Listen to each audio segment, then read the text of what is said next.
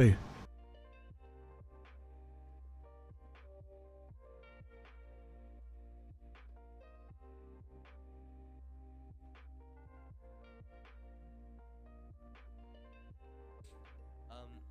Egg SMR.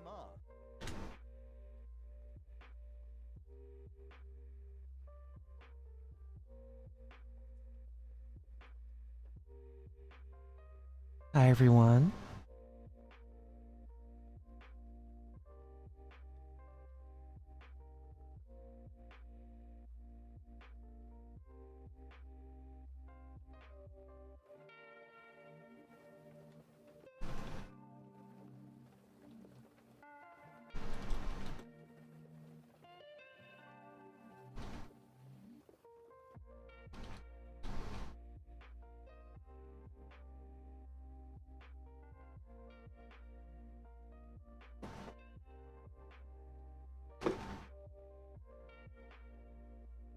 God damn it, my phone is not charged.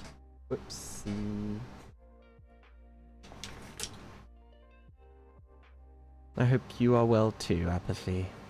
But hello everyone. Hi Kitsune, hi Ollie Daily, hi Astronova. Hi everyone in YouTube chat as well. Hi Red Furball. Bro, YouTube is slow. That sounds like a you problem. Hey Cetra.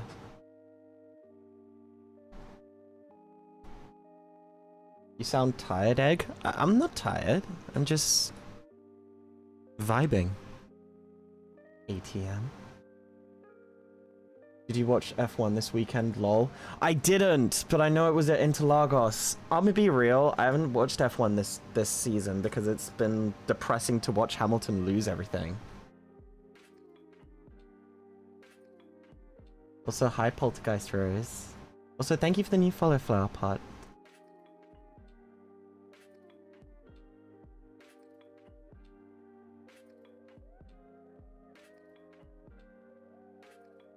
If British, why stream late, lol? Well, because the majority of my audience lives in United States, and that's why I'm trying to maximize my viewership. That's why. Crazy, I know. Also, it's not that late. It's only 10 o'clock.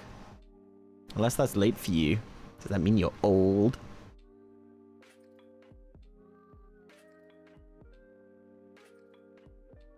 So hi Kiku.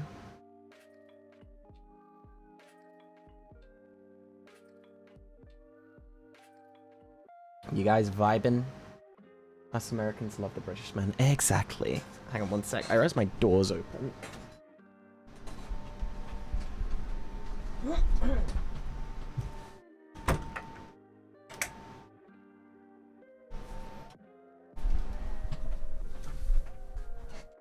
You're a Verstappen fan? Fuck you.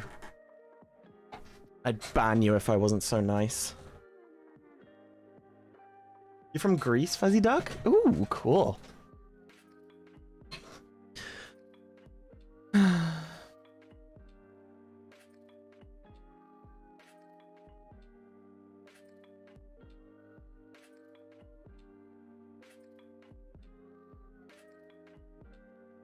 Is British Chinese food bad? Yes.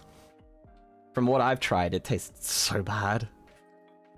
I miss Hamilton winning all the time too, Kitsune. I miss it too. It's sad. So hi, Lumi. Okay, right. You excited for the new Has Been episode? Yeah, me too. Also, happy birthday, Murray.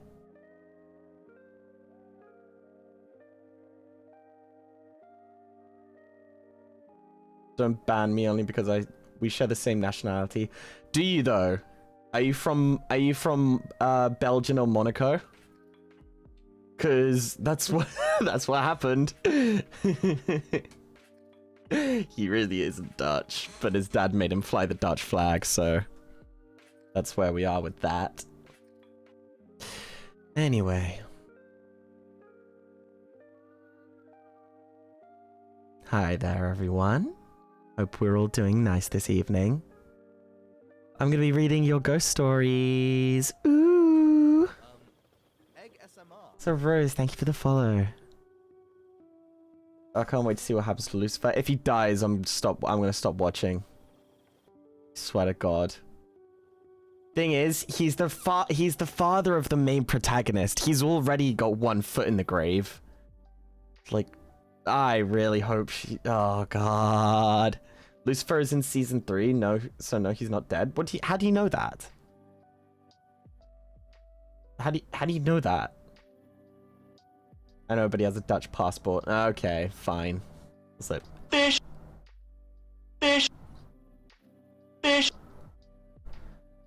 Yes, ghost. How do we submit ghost stories? You're too late. You should have paid attention. You should have been in the Discord server where I asked for you guys to submit them last week, I might add.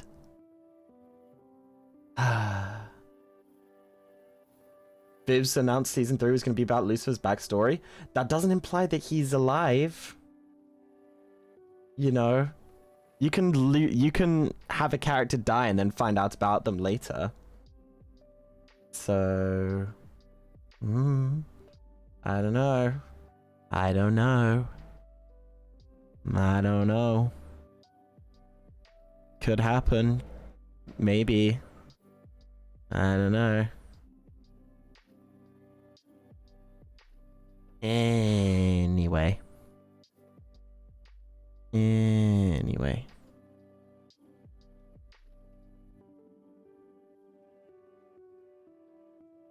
Also, happy birthday to whoever it is in YouTube chat.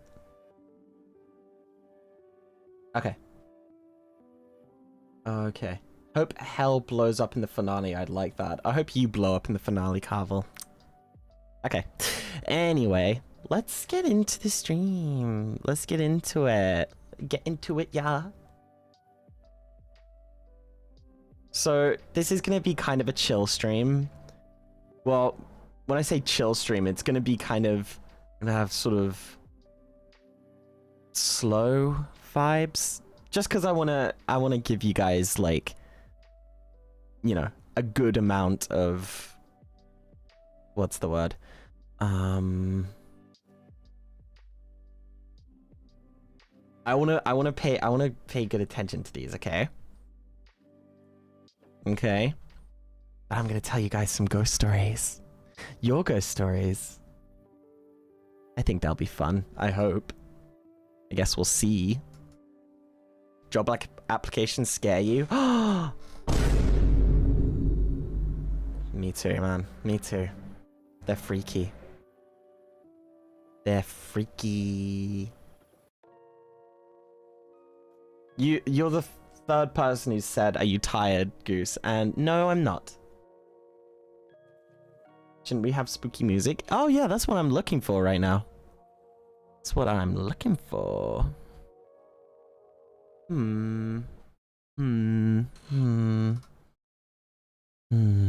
Spooky, spooky, spooky. Dark ambient music.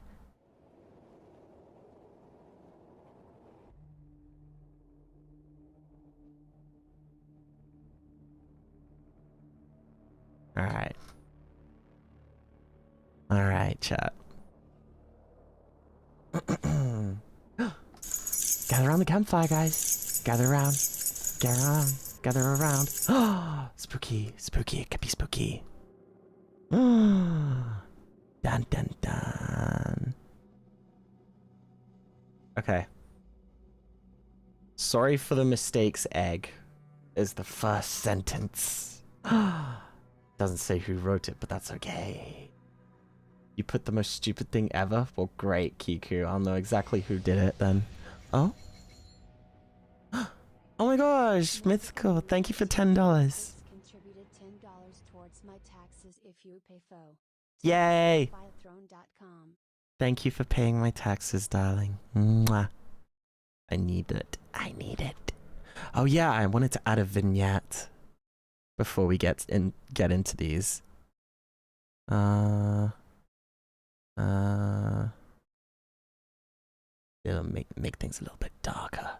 a little bit more exciting. Oh my god. Fucking, there we go. Yay. Alright. Everyone comfortable? Everyone got their marshmallows? Everyone subscribed? I know some of you aren't. But yeah, we're gonna be spooky tonight, okay?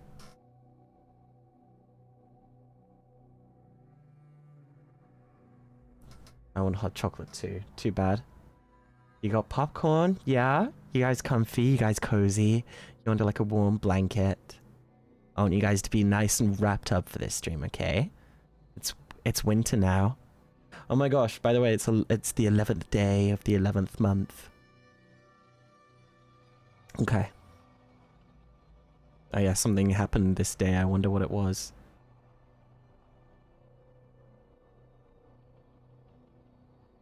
It was a really cold night. Children dressed up, going into some strangers. What the fuck? Children dressed up, going into some strangers' houses just to get some candy. I was there, watching everything without blinking. Some gave me curious looks. Some ignored me. Wait, no, not me. My body was there, hanging from a tree.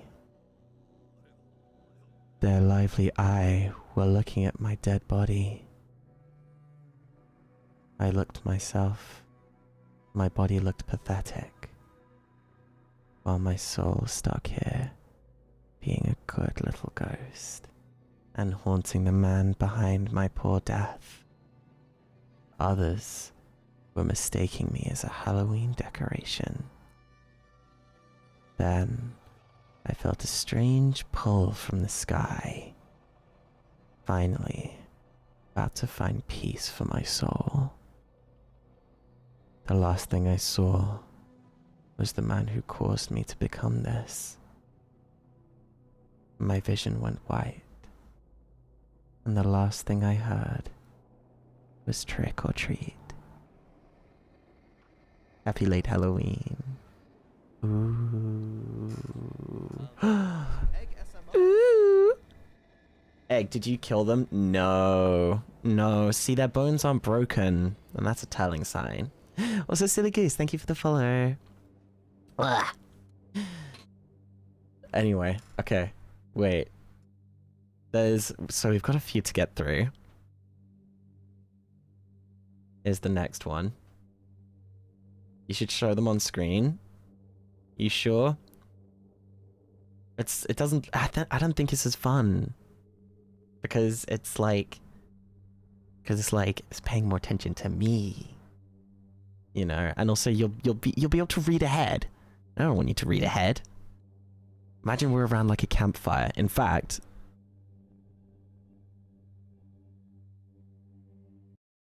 oh fuck me. Egg SMR.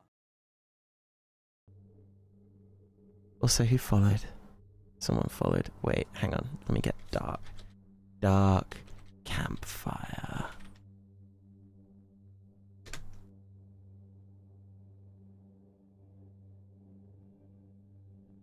There we go.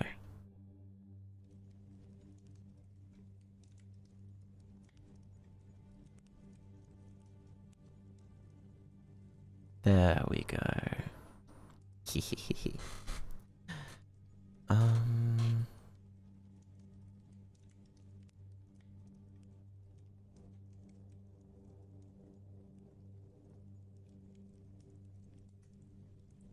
Okie dokie. Sorry, one sec, guys. Just want to be more in frame.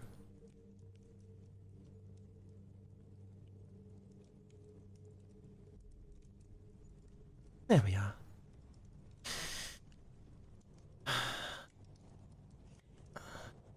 Okay.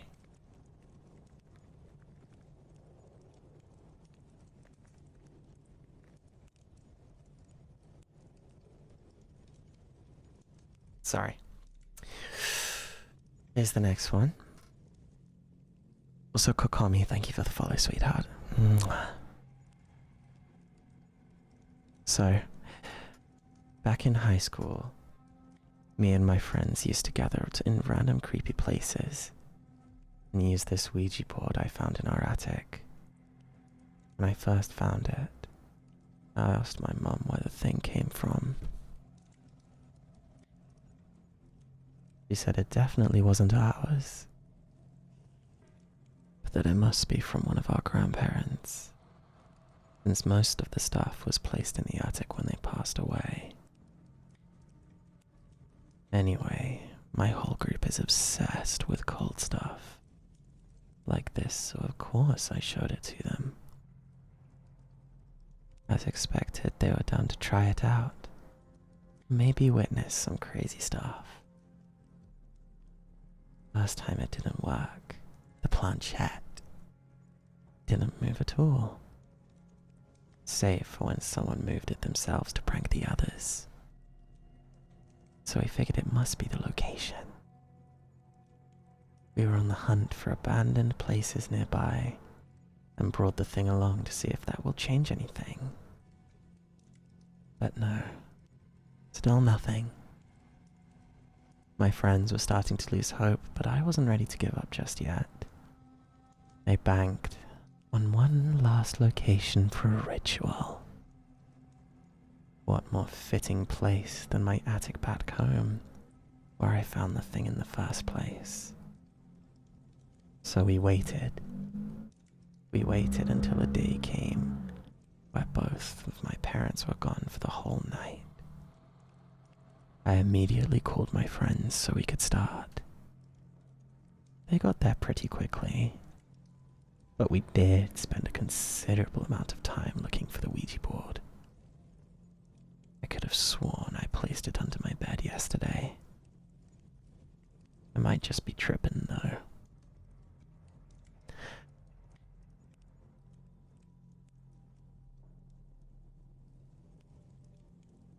Fuck, I've lost my place.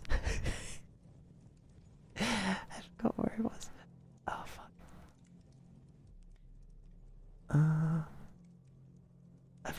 I've lost my place. Okay. The board found, and all of us gathered in a circle. I began the ritual. Is there someone with us? No response. There are any spirits here? Speak. But no matter what I say, it wouldn't work. My friends gave pretty quickly, and we were tired at that point, chalking it up to the Ouija board being fake. They left, pretty upset, and I was left feeling embarrassed. Still, there was something telling me that it should have worked. I went back in the attic, sat down, and placed my finger on the planchette. Please just speak to me, whoever is there. For a moment it was silent, and then the planchette started moving across the board. I even removed my hand in disbelief of what was happening, but that didn't stop. And then I remembered all the letters it spelled out. G-E-T-A-J-O-B.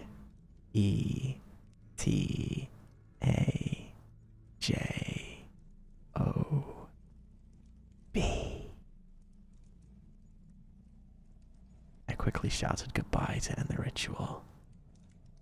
It wasn't the same ever since.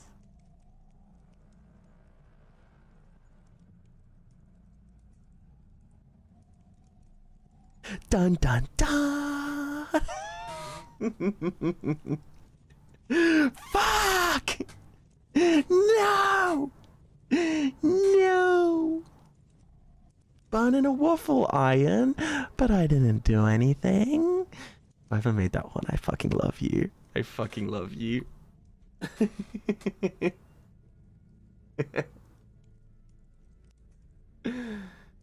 No, sad girl. No, that's not what it spelled.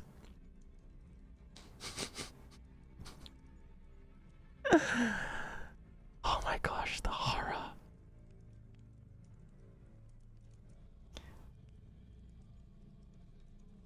The horror. My favorite haunted place.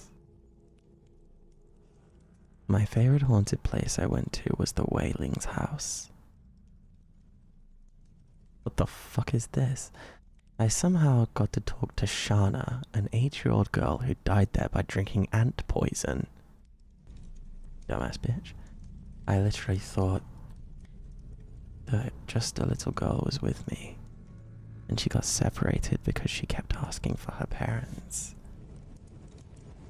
I asked her what her name was, and she said Shana. Bro, what the fuck? Oh my god, this reads well. I asked what she drank from. She pointed to the bottle of ant poison on the plaque of how she died. I looked up back at her and asked why you can't move. She disappeared after that when I looked back. So wait, you... Oh, buddy.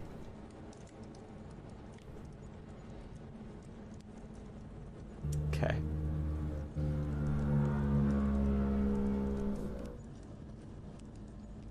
Damn, did you hear the bike that just went past? Oh my gosh, spooky. Spooky.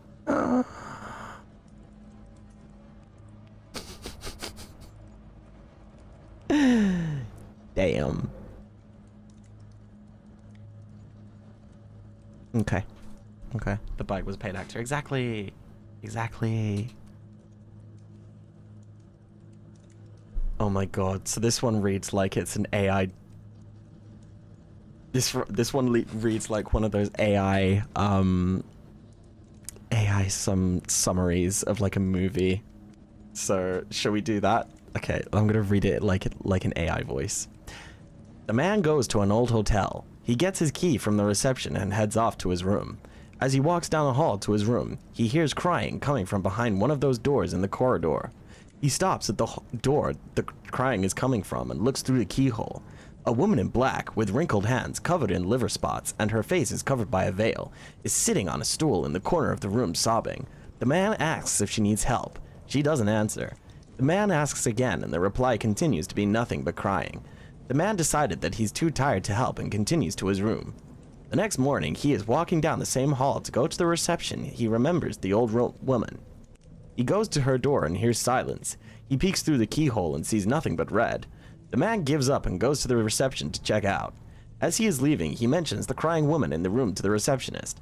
The receptionist turns pale and says that room is supposed to be haunted by an old woman. The man laughs it off and heads to the door. He is stopped in his tracks when the receptionist says the ghost is an old woman with red eyes.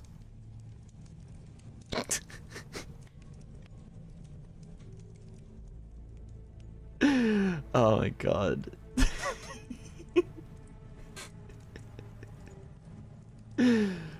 Bro, isn't that like... This sounds familiar. That story sounds familiar. I don't know what it's from though. It reminds me of like room 237 from The Shining though. Anyway, we've got a short one now. The town was always bustling, with people chattering away in the square. I woke one morning to hear nothing but the wind. A little odd, isn't it? That being said, I swear the windows were always pristine, not shattered. What? Oh, so there was a bomb that went off?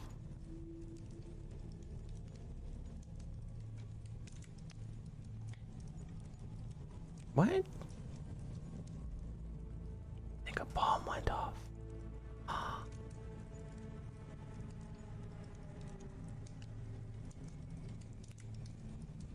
I prefer your British daddy accent. What kind of accent is that? Is it just my regular voice?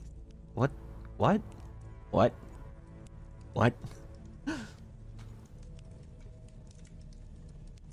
Star Girl, you keep saying no, you got an ad. Well, if you don't want to have ads, then if you want to be... Carver _ cheered. X245. Boo. I was gonna say, if you don't want to get ads, you know, you can subscribe or become a channel member over on YouTube.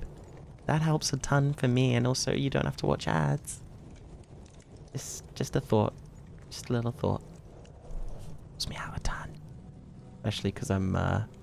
So if I traumatized you in the last stream, I feel bad. You're okay. Well, you can make up for it by subscribing. Okay, Dylan?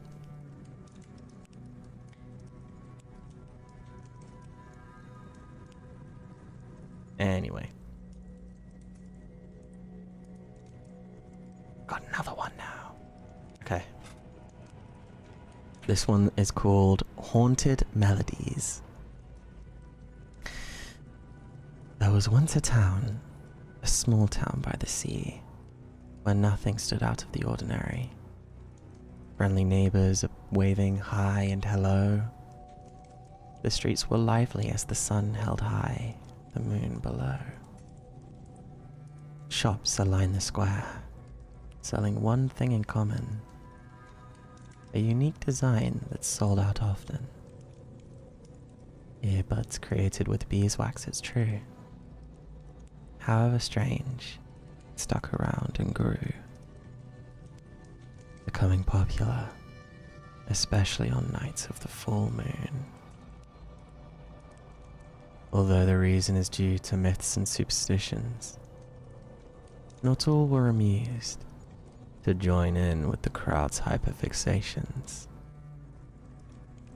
One in particular couldn't be bothered, focused more on her books and less on rumors.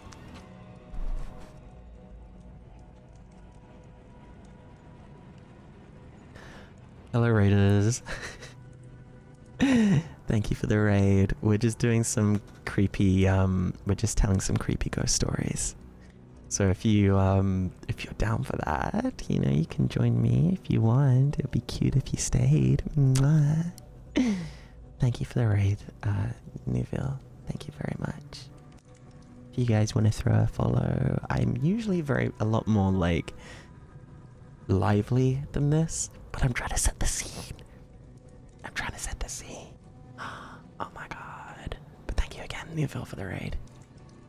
I should really change it to ASMR, because it is a lot more like ASMR than just chatting. Yeah, I'll do that. There we go. Spooky stories do indeed be perfect. I know what you mean, but also thank you again for the raid. Okay. Okay.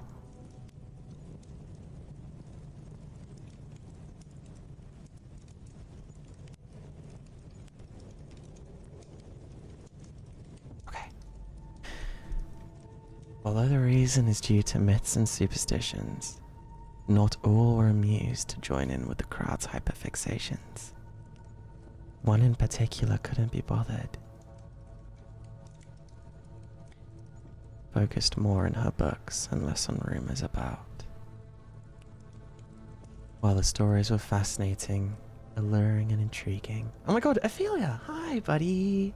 Hi! Her attention was on something else more appealing.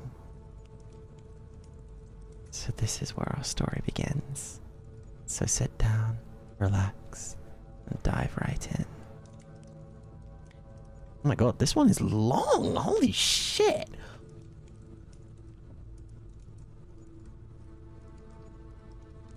Jesus! Oh my god, this one's like a little novel. Whoa! Okay, right. Okay, I'll be luckies. Alright, no worries. Okay. Alright, here we go. One late Saturday morning, where the glassy, dark skies above and the chill summer air set in, a woman named Mavis walked down the town square towards her favorite destination. The bookshop was small, yet had its charm at heart. Her second favorite place apart from the sea, where she could relax and dream. fingertips brushing the leather-bound books upon the shelves, eyes glanced over every title. However, one in particular stood out, as it had none written on the spine. Gently taking in her hands, came to find out that this wasn't an ordinary published book, but an old journal, filled with entries scribbled in ink and illustrations very detailed. What she could gather was very little, but one in particular stood out to her. One side of the parchment spread was an image of a creature greatly resembling merfolk or a siren. The other side was moving, blinking. She focused, leaning a bit closer as the letters shifted and changed to reveal a poem of sorts. When the moon is full, and the time draws near, a alluring call will appear. You can't run away, nor hide from the sound. A music will entrance you until you drown. An innocent heart is all she requires. In turn will be bestowed with what your heart desires. Heed this warning should you choose to listen. Upon the waves scarlet drops will fall and glisten. Avoid the melody, don't hum a note. They say silence is golden. Only then will you stay afloat. With every word spoken, all around her felt like a blur.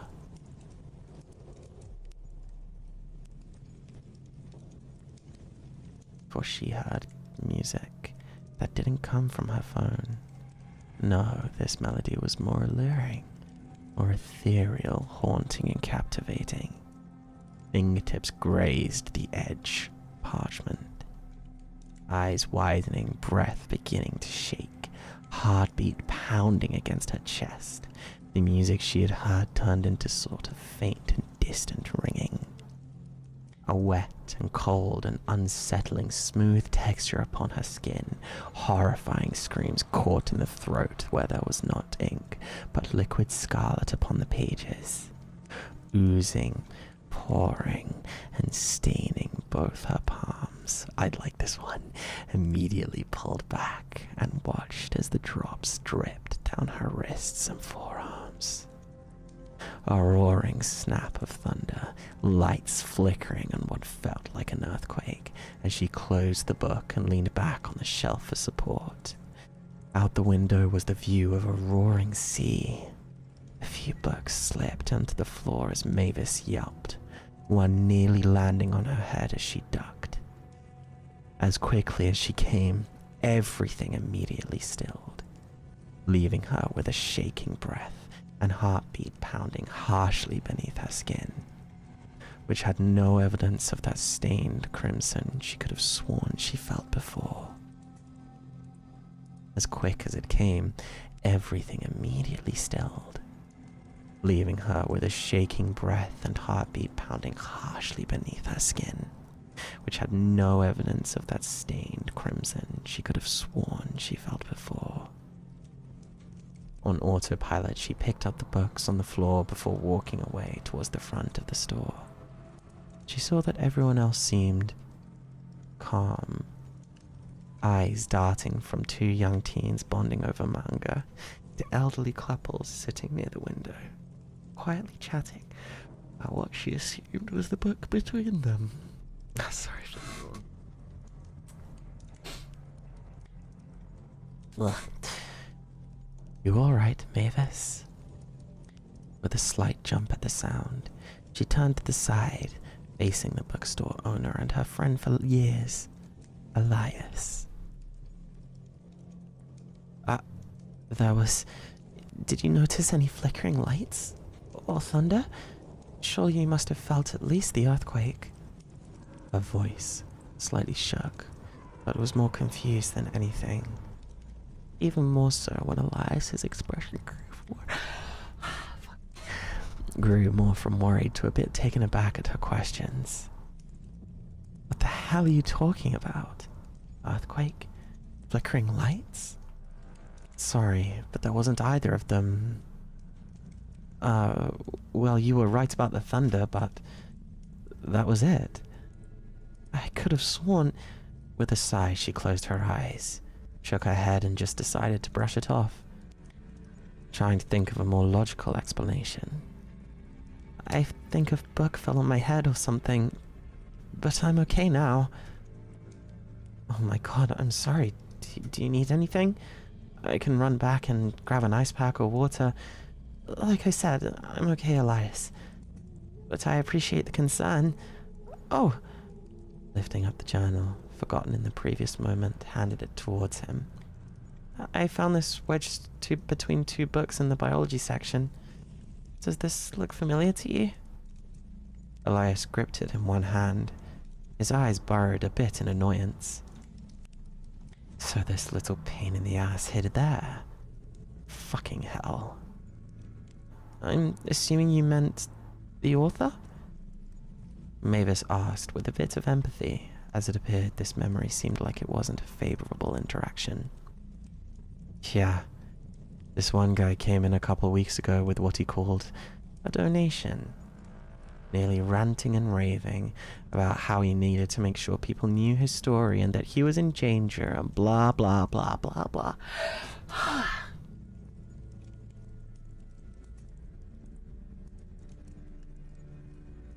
Sounds interesting. I told him... Sorry, I'm getting sat. I told him we don't take books like this, and after about 2 minutes of arguing, he backed off, went to use the restroom, and walked out without a word. Most likely hid it then. Odd that I didn't notice anything before. Beginning to mumble it under his breath in annoyance. I have a system for these things. How the fuck did I miss it? Should we give it up? Should we give it back to him? Snapping him out of his own personal rant was met with a shook head negatively. Apparently, he skipped town about a week ago. Nobody's seen him since. Would you mind if I held on to it in the meantime? Mavis asked with a sort of gleam in her eyes. I guess. But why? Mavis just shrugged and took back the journal. Just curious, I suppose. Anyways, I should get home soon. Pulling out her wallet, Elias held up his hand to stop her. Not part of the merchandise. Enjoy your gift, or whatever. But you can buy one of these. Lifting up the glass container filled with the specialized earbuds, Mavis sighed, shaking her head. I haven't before, and I'm not going to now. Especially since I have my own. See you later. Pulling out her headphones and putting them back in as she tucked the journal into her bag, waving goodbye and heading out the door. She turned on her playlist, specifically to a certain song called Nightmare.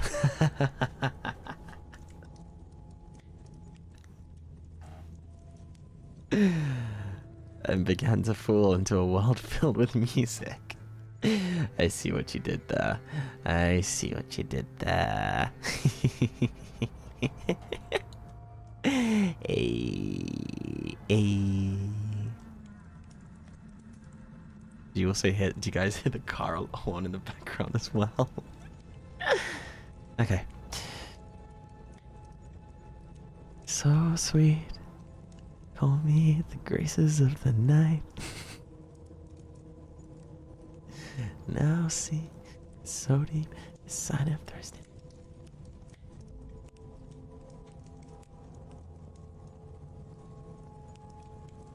Anyway, humming every so often as if she was brave to it around the others, she felt the music in her entire body, her heart, her soul, everything. Melodies coursed through her veins that made her feel alive. It especially came in handy as it helped her feel a strange sense of peace, like she was in control. As her mind drifted to what earlier, soon found herself pulling out the journal and reopening the page. Only this time, the poem was more evidence upon the parchment, not a jumbled mess like before. Or was it always like this? You haven't heard my full version, Apathy? Fucking go watch it.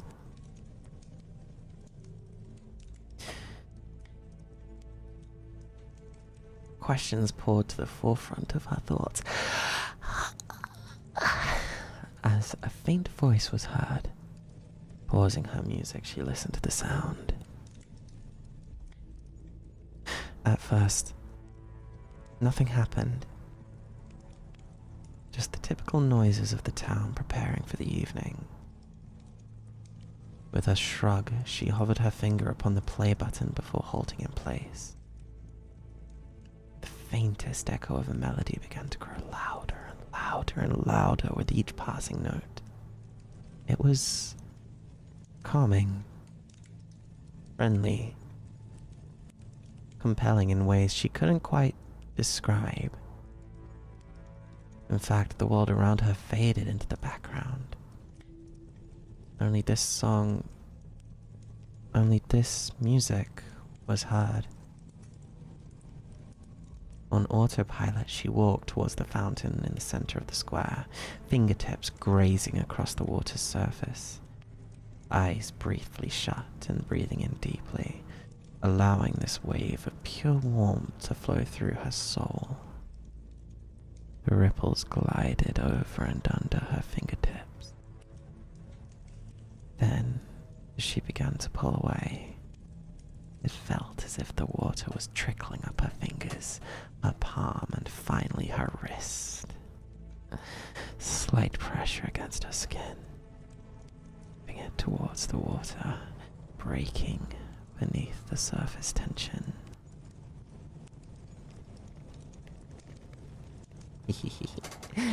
Trying to pull away a second time was met with a similar fate, only this time more forceful.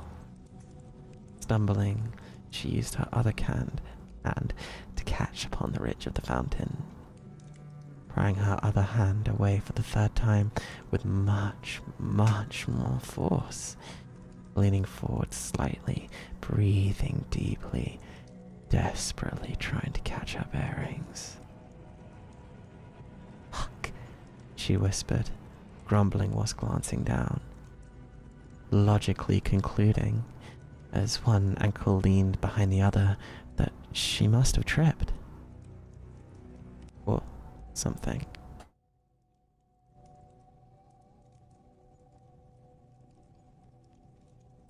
Oh my god, I've got to do an American accent.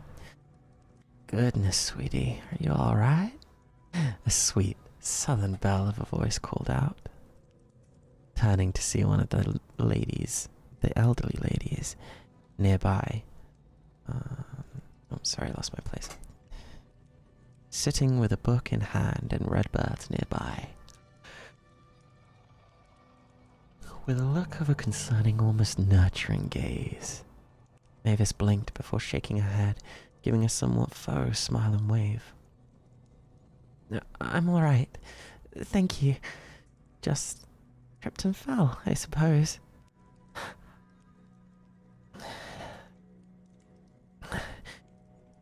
This is the problem. Too stupid to see the world around them, a grumpy man said, passing by with a look of utter disdain. "Now, I'd agree with you, but then we'd both be wrong. Bless your heart, those feelings must be tough," the lady called out in such a calm demeanor, it took the guy a double take before grunting and walking away a bit more quickly. Mavis covered her mouth to try and suppress, but ultimately couldn't hide her laughter, pushing herself up from the stone, smooth edge of the fountain. "Thank you, ma'am. Aw, you can call me Judy, sweetheart. Although, are you alright? You look a bit shaken up." "Oh, that. Well, I was just having an off day, I guess." Mavis laughed nervously, trying to brush it off again as no big deal. "Alright, hun. Take care now or be careful tonight." With a nod and a smile, she parted ways, glancing back at the fountain one last time. Or rather, a double take, as her eyes could have sworn an image of a very ethereal-looking being smiling at her with such intensity that it was making her heart beat painfully in her chest. Though it was quick to leave as soon as it appeared, turning swiftly on her heel and picking up the pace as soon as she rounded a corner. Later that evening, with the doors locked tight, curtains drawn, and sitting on the couch with her golden retriever Lunette lay next to her, the journal resting upon the coffee table before her, thumb pressed against her lower lip, elbows propped up on the knees, she just stared and stared and stared at the book for hours. The rain downpouring so distant in comparison. Odd things began once she opened the book. Read a poem? What the hell does that even mean? Nothing made sense, and every time she touched the pages, her head spun. So lost in thought that a loud, forceful tapping against a glass window made her jump out of her skin. Even more so when she glanced out a nearby window and could have sworn a shadowy figure A piercing scream escaped her lips. Lunette began to bark with fire in her veins. Mavis reached for a pocket knife and her phone, with a flash of lightning briefly illuminating the skies. Her eyes widened in realization. The figure wasn't even a person, but rather a long-hanging branch, ready to break apart. With a hand over her heart, leaned against the wall, automatically telling Lunette to stop barking as if it was nothing. As her fear faded away, her frustrations arose more and more. With a furious cry, stormed off against the wall, picking up the journal as she headed towards the fireplace. Logically, this didn't make sense, but in hindsight, fuck logic. She was sick of feeling this way. Jump scare after jump scare. Jump scare! Her life flashing so many times before her eyes. It was as if the raging storm of the sea kept tossing her around to and fro. Although part of her felt that flames would be more comforting than those unlikely coincidences. Raising her arm, she glanced at the flickering flames, preparing to aim the journal right in its ire. However, just as she began to toss it out, there it was again. The music, the melody, the voice. With just a few notes, it captured her attention, then calmed her down so much she dropped the book. Slowly she felt herself kneeling down to the floor at its sheer presence, clinging to the song as if it was her own. Finally, she opened her eyes and saw a piece of paper loose from the rest of the book. Picking it up, she opened to where the page after the poem was folded longer than the rest. What she saw inside was a music sheet, with the melody she was hearing.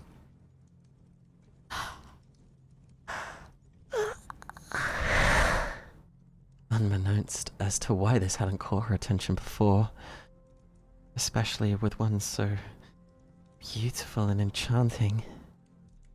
Amongst the fear, this song was the only thing that felt the most comforting. Wanting nothing more than to just give in, allowing this ghostly music to overtake her, soothe her soul, and remove all the worries and just be filled with endless ecstasy.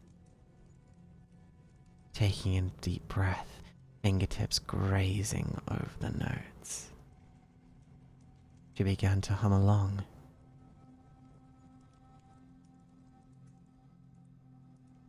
The next morning, there wasn't any evidence of her to be found. Vanished without a trace.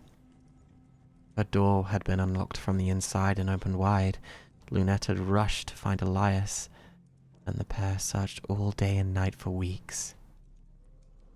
The townsfolk claimed it to be the work of a siren, not just luring men to their deaths, but to find her the next predecessor, or prey if unsuccessful. The few who held out hope she was alive searched for weeks, day and night, Elias and Judy especially so. He closed up fuck, oh my god.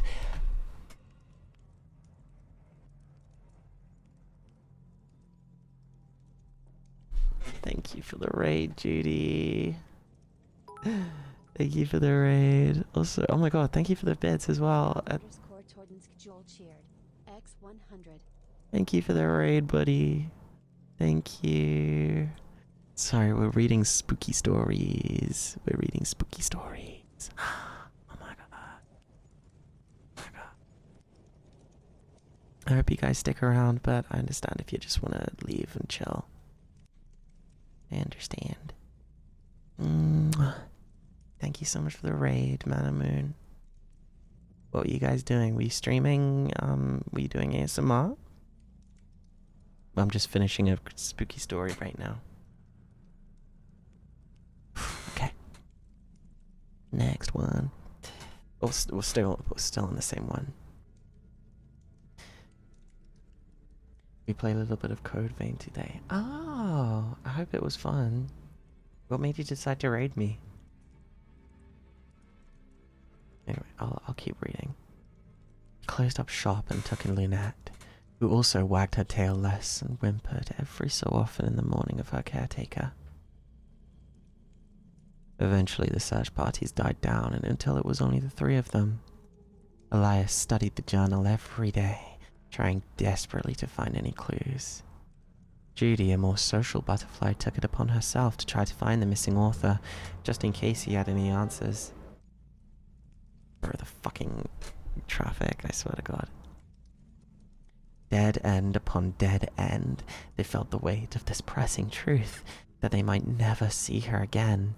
Their smiles and spirits dimmed, especially for the Elias, who would close up store early every day to search for her. Aw, thank you, Mana. That's really sweet of you to say. Mwah. Judy helped her so every so often as she was able to, keeping in company as well. A month had passed, and it was the night of the full moon yet again. The bookstore was closed.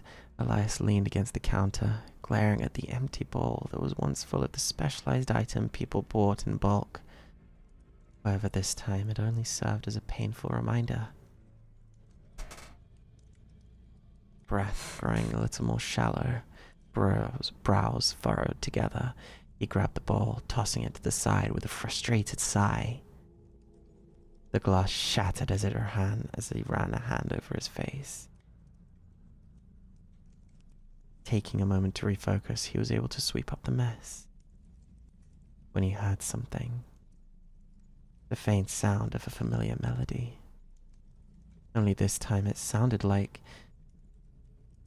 Rushing out the door, he followed the sound, practically running up the beach, the pathway illuminated by the moonlight. Upon arriving, Elias glanced up in absolute shock from what he saw. Long, curly locks of deep magenta, a scaly tail glistening in shades of purple, blue, and silver with pearls adorning the skin. The creature had paused their song and slowly turned around, emerald eyes glistening in a soft glow. Smile, covered in scarlet stains, and finally, part of a human body laying in their lap. The sight was horrific, but even more so as he whispered a name out of fear. Mavis. And then it's done. Oh my god. That was a long one. God damn, that was amazing. Oh my god, everyone clap. Everyone clap for Mystical Dreamer. Oh my gosh. I did enjoy it. That was very good. It was okay that... Oh no, I'm so happy that it was long. It was really good. Oh man. Oh. Fucking shut up! Blah, blah, blah, blah. What was I saying? You need a drink, Egg? No, I was just gonna say there's gonna be an ad break in a moment because there's about to be an incoming ad for 30 seconds. So I'm just gonna take a moment to breathe. Also, hi Sonic. Hi, buddy.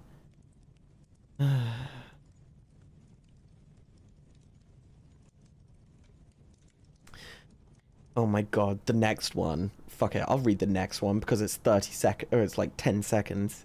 Job application, rent, taxes, inflation, insurance, British food. Oh my god, wait, no, fuck.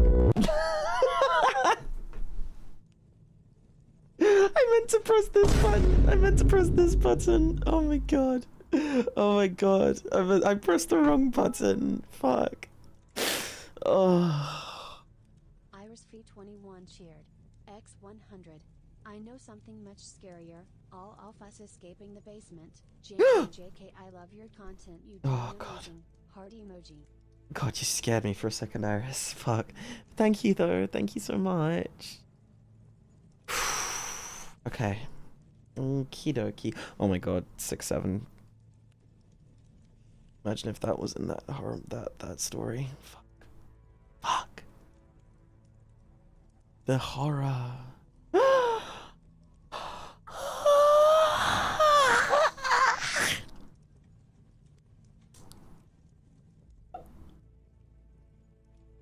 Yup.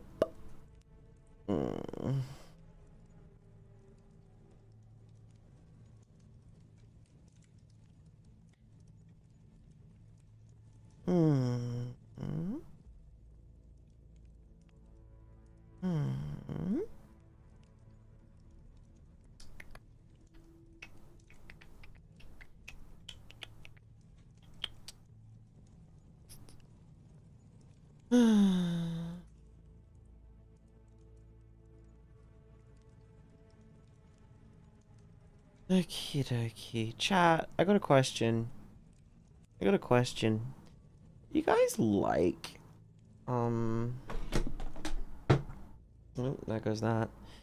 You guys like it when I'm a bit more animated? Or do you guys like me being, like, calm, like, sort of like this for streams? Because I'm curious. Because I don't really do chill streams, do I? I don't really do chill ones, with the exception of, like, the ones where I'm falling asleep. With the exception of those, I don't really do sleepy streams that much. Though I'm tempted to do a sleep stream soon. Depends on how awake I am over the course of this stream. Because at the moment my eyes are shutting, and that's not good. It's not because of the stories. God, please don't. It's not that at all. It's just like I always get like this, like about halfway through the day. It's kind of cringe in it. Eepy bean, exactly. Wonder if there's other like really long ones. Oh, fuck me. Okay, well, not as... No, actually, no, it's not. No, not as... No, I think this... Wow, there's a lot of them. Whoa, oh my god. Okay, yeah. Whoa, there's some long ones. Whoa.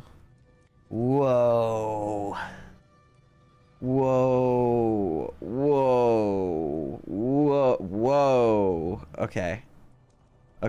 How the hell did I miss an hour of this stream? Probably because you didn't click your notifications to turn them on, Quantum Reaper. Maybe because the days are getting shorter and it's colder too. Indeed, petite Lununu. Lunalu. Egg, you sound like Blitz, who keeps saying, oh, fuck me. Oh, fuck me. My name's Blitz, the always silent. Anyway. Egg, did you hydrate?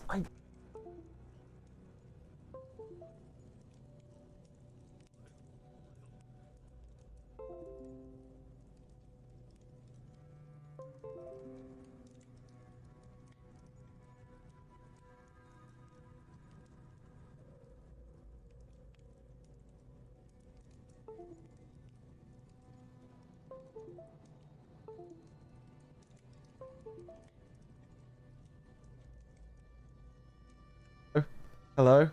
Hello? Hello? Hello? Hello? Hello? Hello? Hello? Hello? Hello?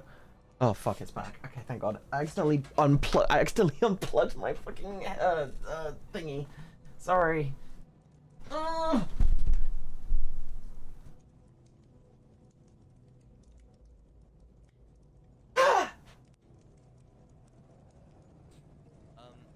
Egg SMR. Okie dokie. Okie dokie. Phew, that was close. Sorry, I thought everything died for a moment. Hello? Hello? Hello? Hello, chat. It's me, ASMR, aka Yanderegg. I hope you guys are liking the stream so far. Ooh. Okay. Also, SNH, thank you for the follow, darling. Isn't Mute Egg ultimate horror? Is it? Am I? Oh no. Hey Egg, make me a cheesesteak. Sure, if you, you know, subscribe and, you know, maybe gift some subs or super chats or something like that. You think I'm gonna do it for free? I went to Philly for a FurCon and you got really good cheese stacks.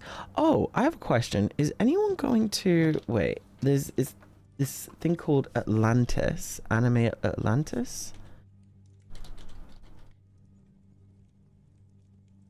Wait.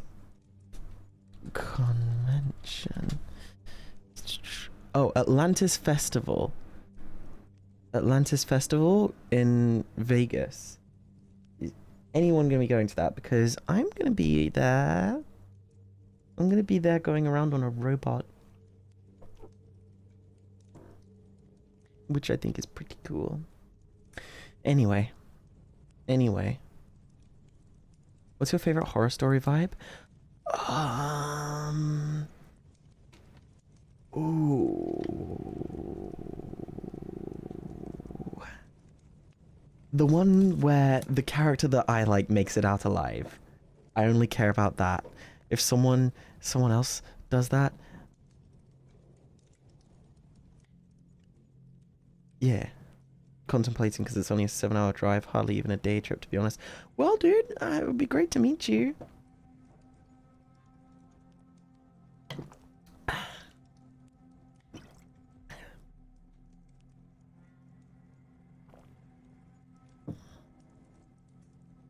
Egg, do you like reading books? I dabble. I haven't read one in a while though. Vegas too far? Fuck. I love a good monster tale, something that half the theatre will have nightmares about and the other half will swoon over. True. Have you seen Frankenstein? Oh my gosh. I have things to say about that movie. Good things though. Anyway, shall we move on to the next one? I'd fly over to meet you, but you'd probably just kill me if we met in person, to be honest. Frankenstein was so good. Yeah, I know, right? I loved it. Do you watch horror movies? Yeah, I love horror movies. My favorite horror movie is Alien. Closely followed by The Thing. They're both very good.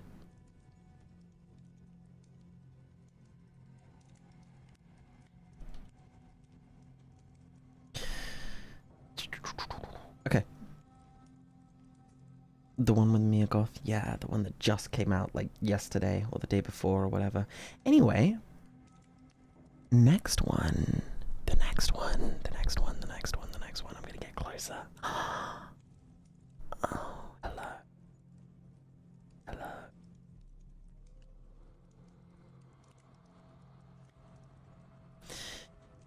Okay.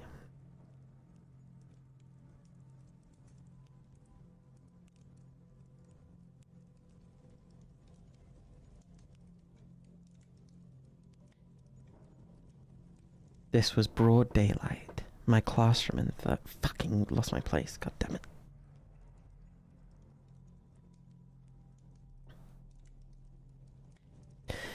This was in broad daylight. My classroom in 3rd grade was the only classroom where all the windows were covered on one side and no windows on the other.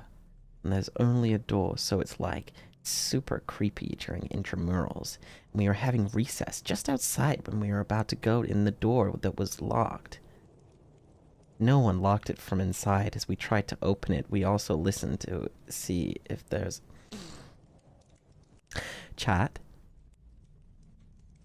Please, please, learn punctuation, for the love of God.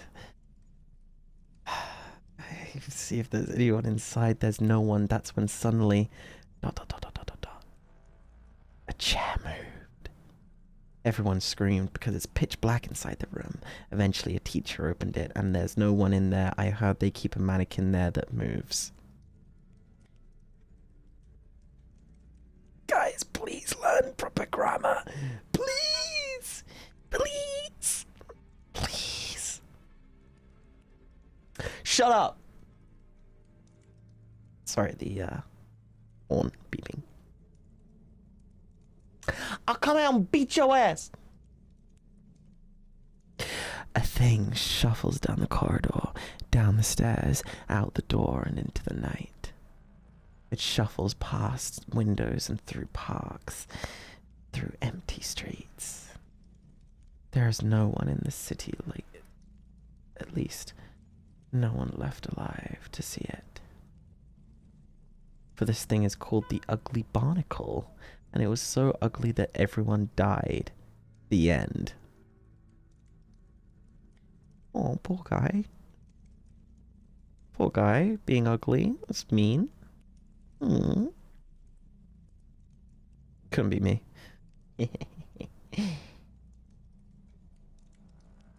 Back when I was a hatchling, I remember I was sitting in class and the lights just started messing around, you know, like flickering. So me and my friends were confused and lost, you know. Then it got dark and everyone in class just started screaming that there was a ghost in the classroom. It wasn't just the light bulb giving out. But that was fun, as we pretended to be Ghostbusters, lol. Based. The girl had always been invisible. People passed her by as if she were air. Oh, this one's read like a fucking... Oh. The girl had always been invisible. People passed her by as if she were air, and those who did notice her turned away quickly, as though her very presence was offensive. Only her grandmother had ever looked at her with kindness. When her grandmother died, the girl inherited the old Victorian house. It was large, shadowed, and filled with... My PC screen just turned off. And filled with dust. She wandered through its rooms, feeling the weight of silence pressing down on her. That night, while cleaning, she broke down. Tears streaked across her face as she whispered into the empty... As she whispered into the empty air. I miss you, Grandmama. You were the only one who ever cared. Shut up! A voice answered. Why do you cry? She froze, her breath caught in her throat. Her voice was soft, gentle, and it came from her grandmother's old bedroom. She followed, trembling until she found herself standing before a tall vanity. Its mirror shimmered faintly in the moonlight. What's a vanity? In the glass, a boy appeared. He looked her age, with kind eyes and a warm smile. Who are you? She asked. A friend, he said. Tell me what hurts you. She sank to her knees before the mirror. Everyone hates me. They don't even see me. Only my grandmama. And now she's gone. The boy's expression softened. I see. You know what they think? This mirror is magic. It can show you the beauty inside. The beauty I see. Her breath caught. You think I'm beautiful? I know you are, he said, but the world will never see it unless you help me. Or unless you let me help you. I can make your true self shine. All you have to do is be free with me. It's free me. Free you? She whispered. Yeah, on the night of full moon, you touch grass, pull me through. Then we can be together. From that night on, she returned to the vanity every morning, as it would what the fuck? As if it would use the makeup it held within its drawers to make her shine as it promised. Then at nights, it would comfort her as she told him her secrets, her fears, her loneliness. He listened, always kind, always patient. Slowly, she began to smile again. Slowing, she no longer was invisible. The mirror has made her... Spelling and grammar, guys. The mirror has made her beautiful. And slowly, she began to love him. When the moon came, she stood before the mirror, her hands trembling. You ready? The boy asked. Yes, she whispered. I want to be with you. She pressed her palms. She pressed her palms to the glass. It rippled like water. Sleepy Ash, thank you for the follow. She reached in, grasping its hands, but the moment she pulled... I don't know what that was. Sorry, ADHD took over for a second there. Thank you. Thank you, he said, laughing sinisterly. Before she could scream, he yanked her into the mirror. Her body vanished into glass, her voice swallowed by silence. The boy's form warped, his face stretching into something monstrous. He laughed, a sound that echoed through the empty room. The vanity gleamed, its smooth surface and perfect one more. The monster, inside, settled back into its prison, waiting for the next so lonely soul who would believe its smile. Dun dun dun!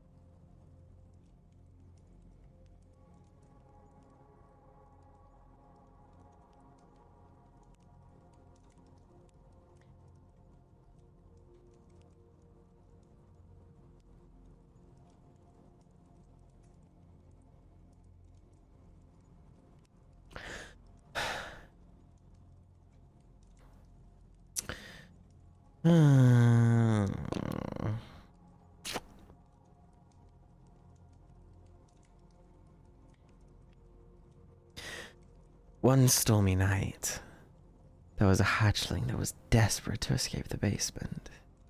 The poor little hatchling was disillusioned as fuck and didn't know what was better for them. Then one day, he found out there was a secret door. What the fuck? There was a secret door in the basement behind the poster of a cat in a tree, saying, "Hang in there." Oh yeah. The poor little hatchling, thinking it was a way out, entered the door. At the other end, some stairs that led down appeared. The hatchling was dumb and decided to go downstairs because some stairs that led downstairs obviously wouldn't bring you to the exit. When he reached down, he saw a certain white-haired individual next to his captor. The white-haired deuce.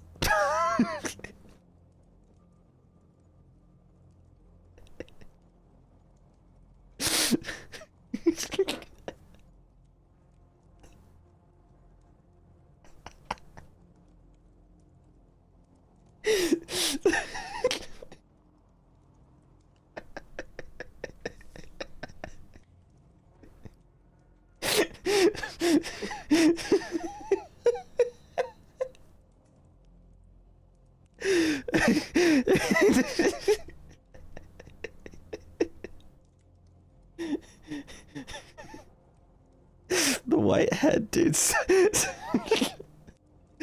the white the white the white head dude said skippity and the next said toilet.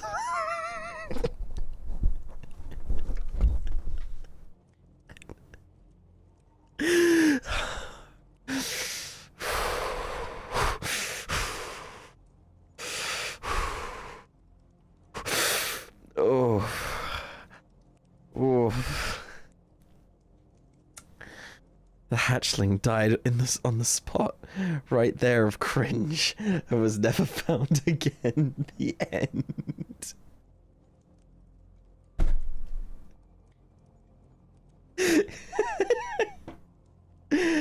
Oh fuck. Oh my god.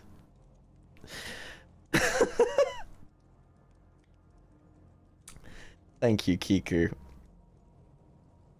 Thank you very much for that. That was...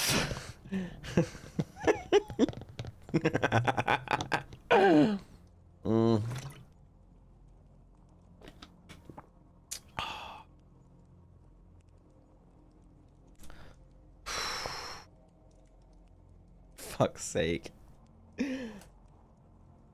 I went to the kitchen to get some food, but the fridge was empty. Fuck! Oh my god. Scary.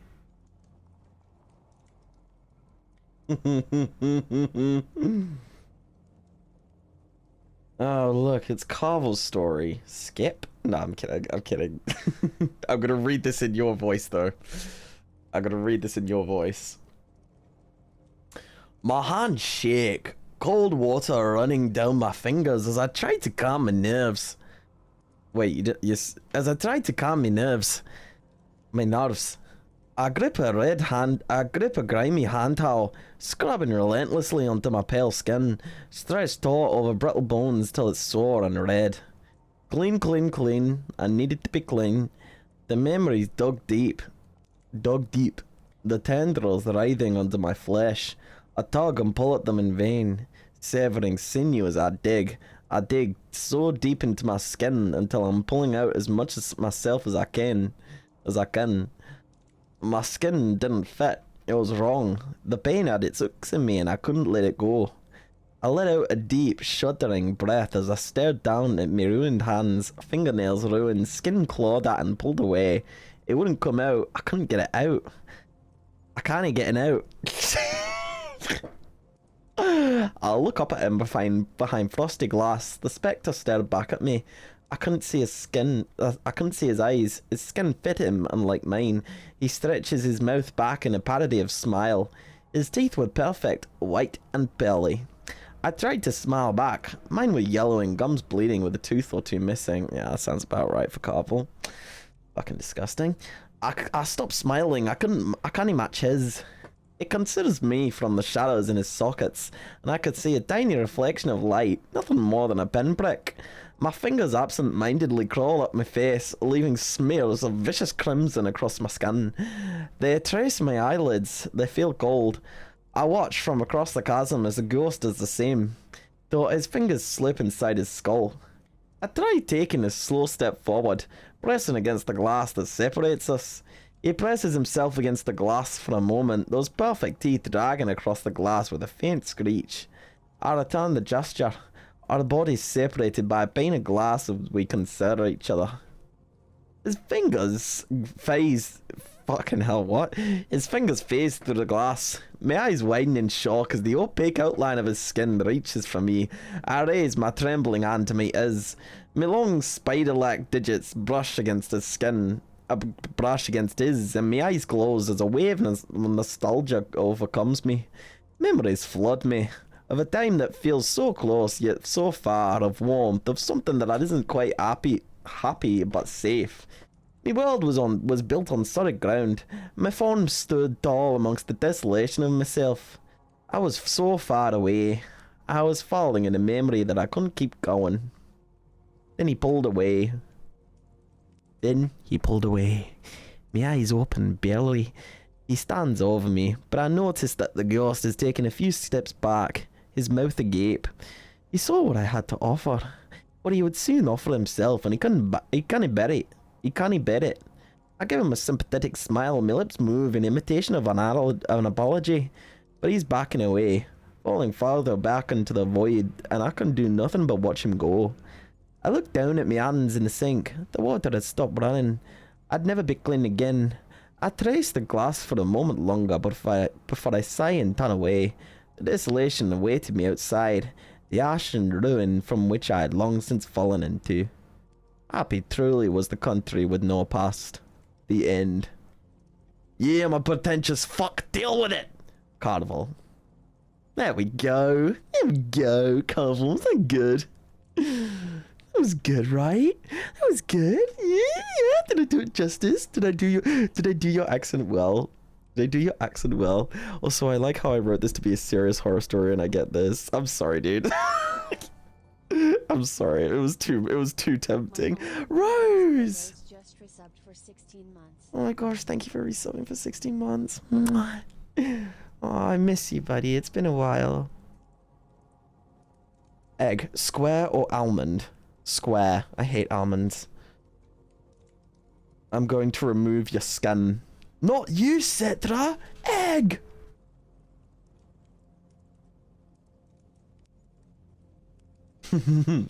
Is that a train spotting reference?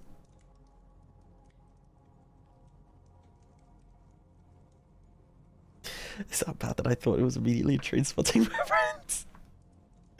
But hi Rose, hope you're doing good, darling.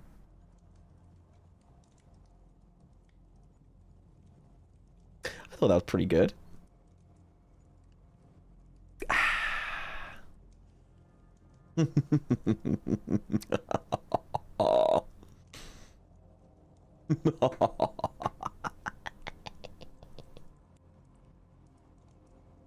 I am doing my hand cam nails. Oh my god. Did you just assume everything a Scottish person said relates to train spotting, you wee twink?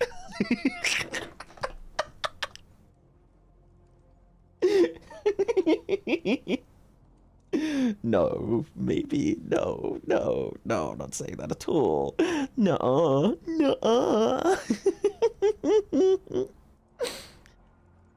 Anyway, you're playing Cookie Clicker?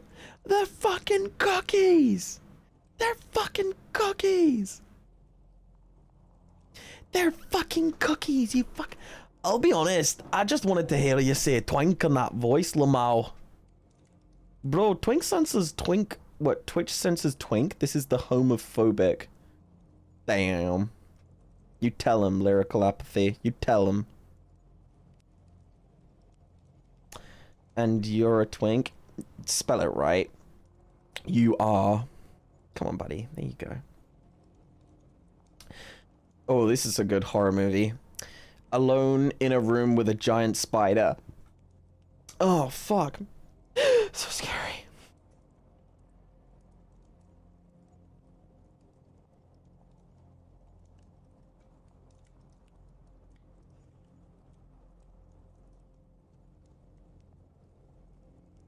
Alright. I kind of want to do stuff in different accents now. Because I don't want... to be fair to Carvel, that was a really interesting... Like, I liked the way he was going with it. I'm gonna do a different... Give me an accent. Give me an accent to do. I did like a Carvel. I did like a... Russian accent. Oh...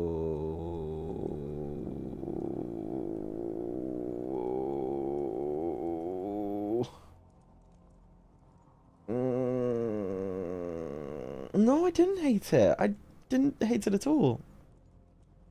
I'll read it like Deca. Oh my god. Someone says Spanish. I'm gonna read it like Deca. if this is okay, Deca from the future, or if you're watching this right now, if this is rude, I'm so sorry, but I hope it's. You can read something like me to get revenge if you want. You can read something like me. It's a personal story. Check it out. I was downstairs one day since I pulled an all-nighter. My mom and grandmother were sleeping on the air mattress in front of the couch since we slept downstairs. And suddenly, while I was talking to my boy best friend, oh, poor guy.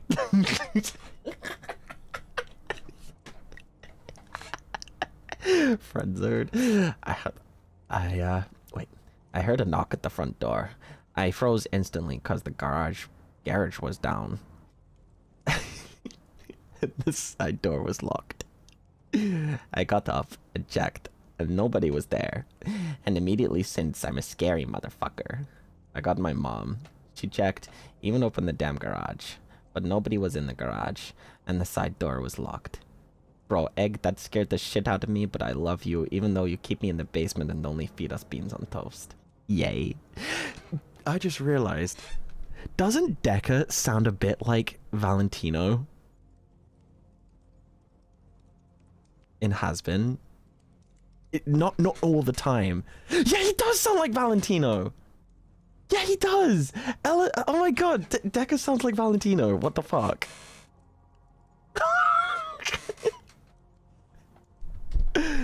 Deca's a VTuber friend of mine. Oh my fucking god, that's funny. That's funny.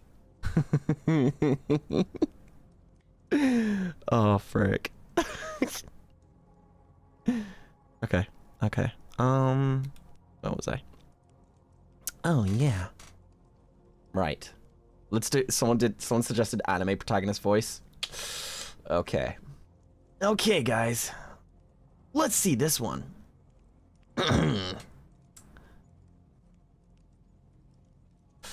Have you heard knocking at your door before? That's a silly question. Of course you have. You've heard the knock of a salesman, a friend, your family. Maybe you've heard the rhythm of knuckles on your door. Then 3 knocks. The third one seems rather aggressive, don't you think? Spelt it wrong. It wants in. Of course it's your choice if you choose to let it in or not. But, you know, it'd be polite. I'm gonna switch to, oh wait, I just realized, I'm gonna switch to Deku's voice. Let it in, and sure, then it's inside, but you've pleased it. Just watch your step, because it has a few new house rules that you must follow. The closet under the stairs, that's theirs. Fucking Harry Potter, fucking hell. What's the highest shelf? Theirs too.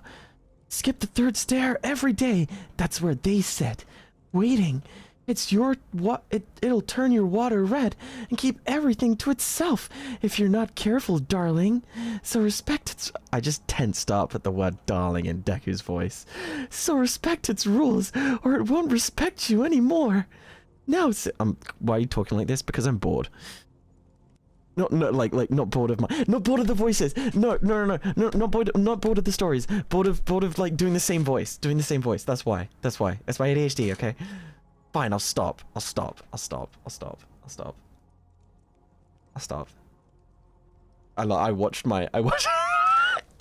just watched my view count take a nosedive and then immediately go back up after I said I'll stop.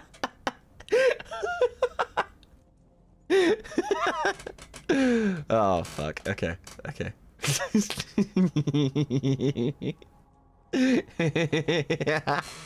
Oh my god. Okay. I'll keep going with different voices, but I won't talk like this, Kachan. Don't worry. Oh, it took a nosedive again. Bro, you need to not do that. Fine. Wait, let me do the corpse husband voice.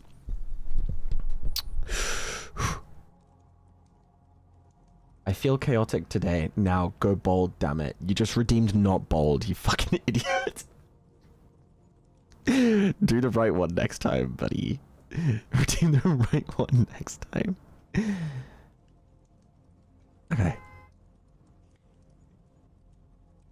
Now, seems simple enough to avoid these things, right? Oh, if only that were true. However, you must be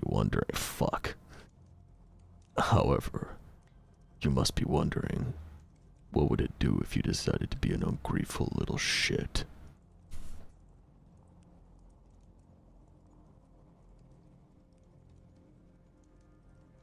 Well, first, I'll go find a window. I don't give a damn if it's locked. It's really not that hard to break. In I go. What was that? Nothing. What? What? Where are you? Can't you see me? I'm right here. Where? Don't be rude. I'm looking right at you. No, you're not. That's bad manners, darling. Where are you? Stop being an insolent little brat and look at me. I can't see you. Yes, you can. No, Shut up. What? Shut up. And look at me. You can see me now, right? Still not looking at me.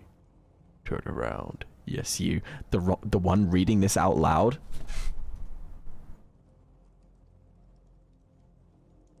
Fuck. I'm anti this state of egg at the moment. Oh, I thought you liked me being silly. Oh, what? Oh, right, you mean that. Well, how about you redeem Unbold? Oh, you could just fix me. Bed. Anyway. Also, I'll do the Canadian voice. I'll do the Canadian voice. Okay. Picture this, darlings. Picture this, darlings. Your mind slowly focused on your favorite game, buddy. Nothing beats the comfort of one's own bedroom and a virtual boss to defeat. Still some sunlight to smooth your eyesight. A noise from the attic shouldn't be as alarming as it should be, right, guy? The culprit? Your childhood toy. Sweet, old souvenir of an easy life, right, buddy? Checking its back, scanning the device. Something isn't right. The batteries are nowhere in sight. Hey, fuck you, buddy. Fuck you, guy. Any wise guy would destroy it by night. And you, guy, smashed it with all your might. Right, buddy? Based on a real story, made this writing style suit everyone's tasted. Much love to Egg and my fellow hatchlings. Aw, thank you. Go unbold. Bold people are scary. Then redeem Unbold! Wait, it's out of stock? What? No, it's not. Oh, it's on a cooldown! Fuck. It's on a cooldown for 40 seconds. God damn it. God damn it.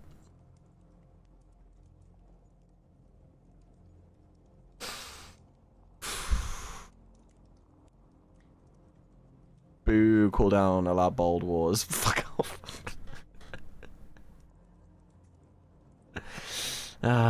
Okay. What's another accent I should do, guys? What's another accent I should do? Egg SMR.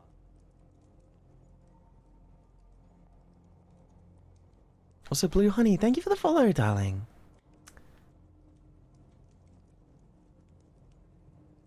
What is a moon accent, Cetra? What the fuck is a moon accent? Also, French. Once upon a time, they say the twilight hour is when spirits get to dance. I can't fucking even do. I can't even do a French accent to save my life. I say as someone who's literally been to that country many times. Transatlantic. What's a transatlantic accent? Like a trans person who lives in the Atlantic? Where the fuck do they live in the Atlantic? It's an ocean.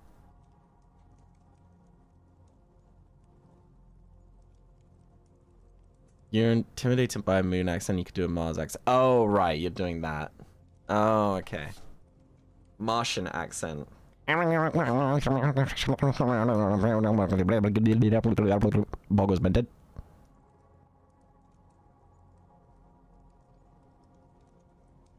Oh, an Alistair voice.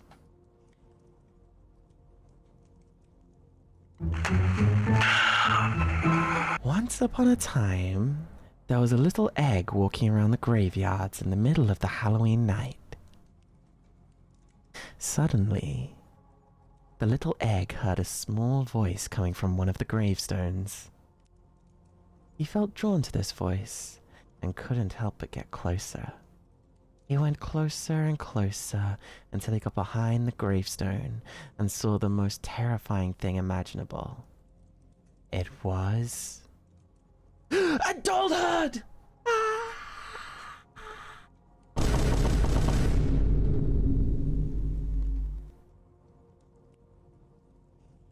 Fuck. The horror.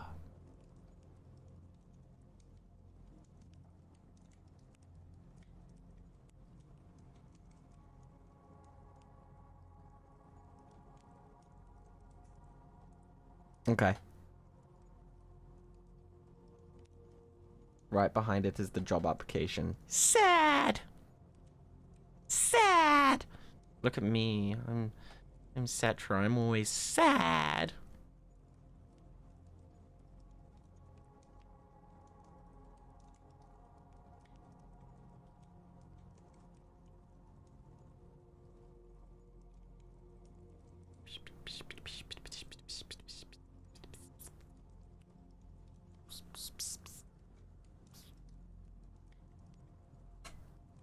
Okay. Imagine being employed.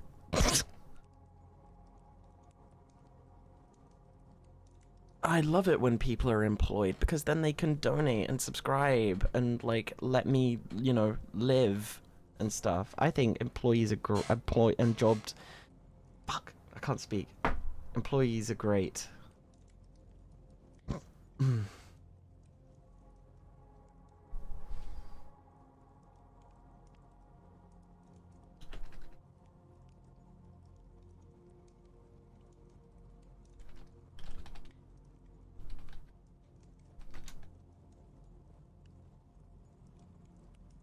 Okay. Okay.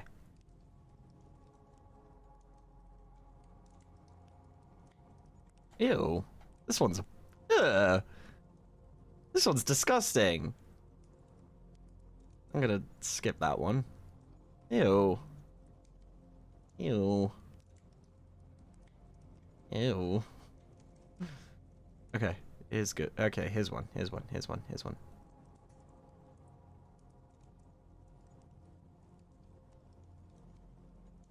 I'll DM it to you, Cetra.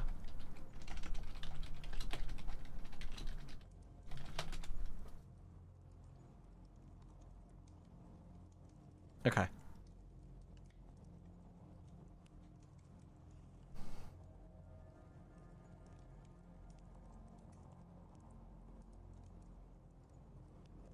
No, I didn't. It wasn't.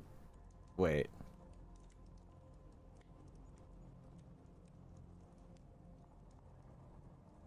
No, it's not you. Don't worry, Doe. It's not you. It's not you. It's not you.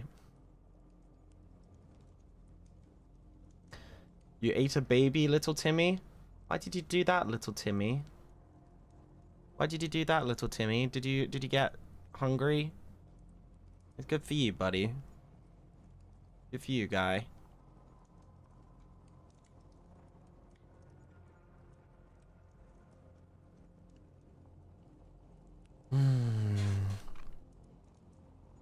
Okay. When my sister Betsy and I were kids, our family lived for a while in a charming old farmhouse. We loved exploring its dusty corners and climbing the apple tree in the backyard. But our favorite thing was the ghost. We called her Mother because she seemed so kind and nurturing. Wow, that's an insult to our actual parents. Fuck. Damn. The poor actual mum. Some mornings Betsy and I would wake up, and on each of our nights worried that we'd get thirsty during the night. She just wanted to take care of us. Among the home's original furnishings was an antique wooden chair which we had kept against the back wall of the living room. When we were preoccupied watching TV or playing a game, Mother would inch that chair forward, across the room, toward us. Sometimes she'd manage to move it all the way to the center of the room. We always felt sad putting it back against the wall. Mother just wanted to be near us. Years later, long after we'd moved out, I found an old newspaper about the farmhouse's original occupant, a widow. Oh shit. She'd murdered her 2 children by giving them each a cup of poisoned milk before bed. Then she, did things to her neck.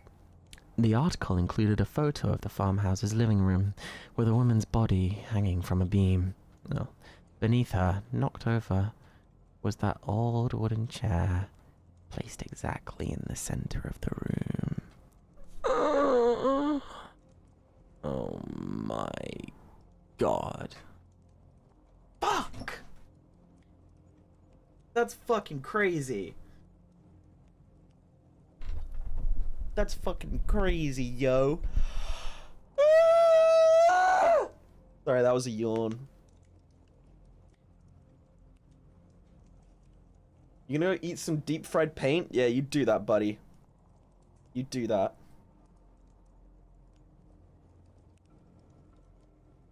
I walked down the dark hallway, floorboards creaking with each step. I heard footsteps, then turned around to see the most horrific thing I'd ever seen. I screamed, bloody murder, starting to sprint away at full speed. Just when I thought I was safe, I awoke to find myself behind the counter at a McDonald's. I was wearing a full uniform. No, I had a job! Some lady walked up to me and asked for a large fry and 3 Big Macs, and I simply screamed at her face. Then I fell to my knees and started weeping. Oh!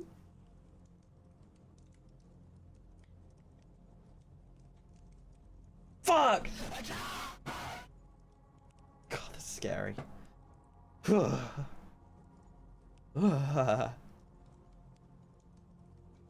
do you mean your story started with a guy pissing on the floor? That literally just didn't. Okay.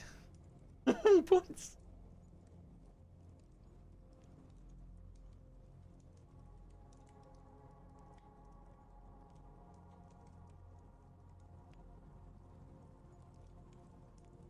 Right.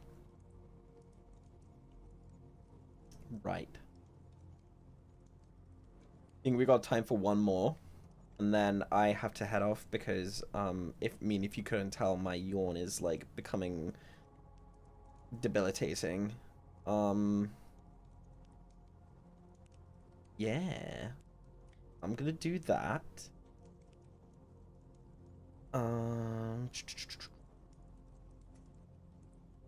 Should Callie read a story? Okay, yeah, Callie can read this last one. Callie can read this last one, sure.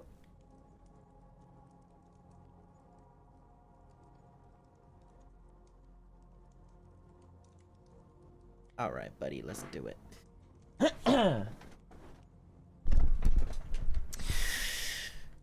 Boo!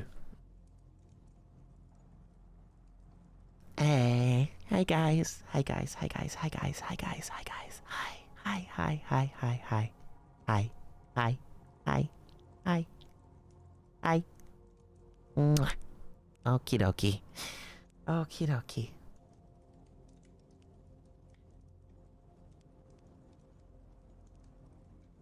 Hope you guys are doing okay. Hope you guys are doing okay. Hope you guys are doing okay.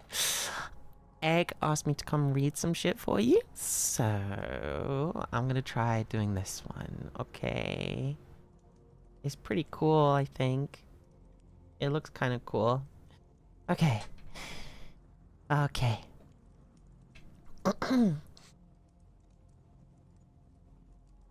My love had taken me to a cabin. They told me they had rented it out and decorated it for an atmospheric movie night.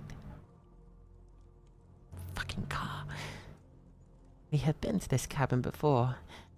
It was a cozy place. with the smoothest wood, the clearest view, and lovely paintings put up in every room. That night, I followed them into the cabin. I was excited, happy to spend time with them. But as I walked in, my heart jumped. The paintings, they were replaced with images of mangled humans with disproportionate facial features, joints where there shouldn't be. Some humans had burns to the point where you couldn't tell their original skin color. Others had had their skin tinted with abnormal shades of sulfur yellow or ashy blue. Love held me and guided my gaze away. They did go all out, so I couldn't be too mad. I loved everything about them. Oh, I could stomach this for one night, right? I was only dreading ruining the mood by asking them to take the pictures down before bed. So then my love guided me to the couch and set up the TV. It was an old box, but the signal was strong enough to prevent too much static. We sat together, and I held their hand. I even rested my head against their shoulder. I tried to pay no attention to the images scattered around us. I swear I could see my reflection in one of the pairs of unblinking eyes. How silly. The movie, it felt familiar. Fuzzy at times, but familiar. The noises and sights blurred together in my mind like some sick deja vu. It almost felt like a compilation of tapes with how low the quality was. But I paid it no mind.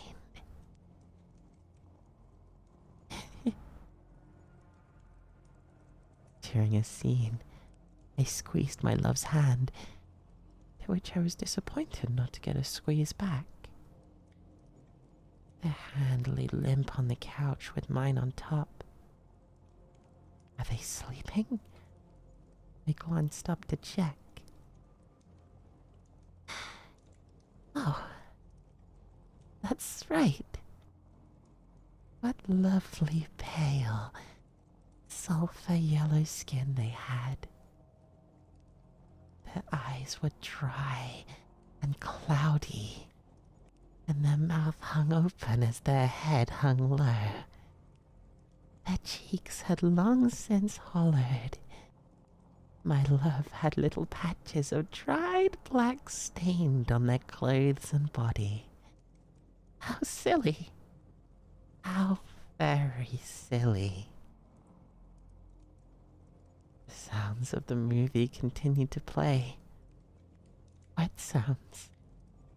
The dripping of flesh, the crackle of bones under pressure, the squeaking of air leaving a rupture, the ringing, the breathing, the groaning, the weeping continued to play, echoing in my mind until I realized the TV wasn't playing anything in the first place. Giving my love a kiss on that cold cheek, I stood up. Feeling something burning under my back, I looked over at my shoulder. Where I was once met with paintings, I saw windows, where all of those slabs of ruined flesh from before now had their eyes fixed on me. I watched the rain fall behind them, onto dirty glass. Heard it until it pounded, mixed with the raging static of the TV box, and on the hallucinatory sounds of stretching flesh. Oh, I understood. That's right. I remember now. The door was there, but I didn't move. Something about this, about everything,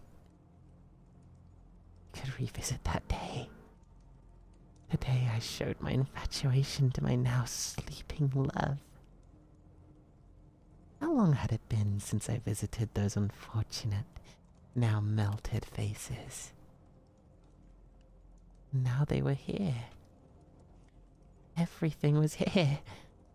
It was so silly, so perfect. I could run here and hear the exclusive frequencies filling the silence. So long as I was breathing. And so, sat back down with my love. Held that dry, flaky, moving hand. And continued with the movie. Contentedly. How about that? Was that good? Anyway, where were we? Hi. I hope that one was good. I hope that one was good. Okie dokie. Okie dokie. That was a good one to end it off on, I think. Best performance of the night? Yay. Alec the TC cheered. X100. Best performance of the night. Yay. I'm glad it was good. I'm glad it was good. Ah, jeez, that one tired me out. I was like holding back. Damn, Kelly leaves just as I joined. Well, that's your fault, Levy. That's your fault. You should have gotten here sooner. Do you know what I am gonna do tomorrow? Or Mystical Dreamer 1986. Satra, if you're there, do you mind? Oh. This has been a great time, and you reading Haunted Melodies helped me so much as an aspiring writer. Oh God, I'm glad you liked it. I'm glad you liked it. Don't go anywhere, guys, because I just wanna set up the raid. Because but like, guys, I really enjoyed that stream. I liked the kind of like cozy stuff. I might ask Setra if it's okay to delay an hour though, because I noticed a lot of people were late to this stream, and it might be just because they've like got stuff to do. So I'm probably gonna delay stream a bit. I'll see. Are you okay with streaming an hour later, Setra? If that's okay, just let me know. I'm gonna send you guys to this guy. Yeah, that's okay. All right, cool. We'll be back tomorrow, guys. We'll be back tomorrow, and we're gonna be playing fucking. We're gonna be doing tarot readings. Setra has very kindly also said that she's going to give us a she's gonna give us a crash course on how to do tarot readings. So if you guys don't know how they work, essentially, like it's like kind of future telling stuff. Like fortune telling. So make sure you guys, I just know I'm doing the tarot crash course. Yeah, you are you're gonna give us a crash course on how tarot works, right? Am I right about that? Wait, I'm sorry, just do you have a Discord server? I do. Yeah, if you're new, please join it. It's discord.gg/Yanderegg. I'll put it in YouTube chat as well, so you guys can get it over there. If you're new.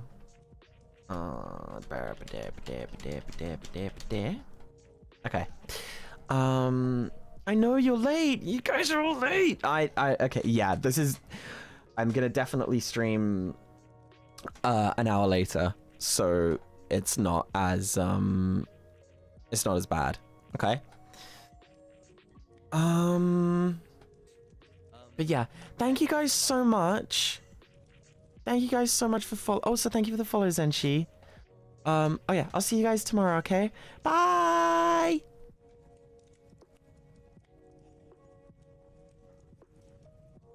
Okay. Good night, guys.